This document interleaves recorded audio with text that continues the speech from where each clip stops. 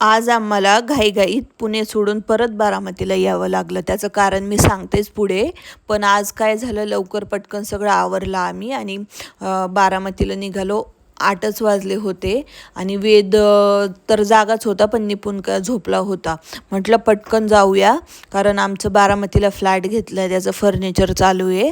आणि म्हटलं आपण नाही गेलो तर काय चुकवलं तर काय करायचं. पण आता जातानाच खूप भूक लागली होती वेदला, त्याला काय दमच नव्हतं निघत. म्हणून म्हटलं ठीक आहे, बारामतीतला एक छान स्पॉट आहे डोसा खायचा. तिथे गेलो, डोसा खाल्ला मस्तपैकी आणि सरळ डायरेक्ट फ्लॅटकडे गेलो. फ्लॅटकडे गेलो तर फर्निचरचं काम चालूच होतं.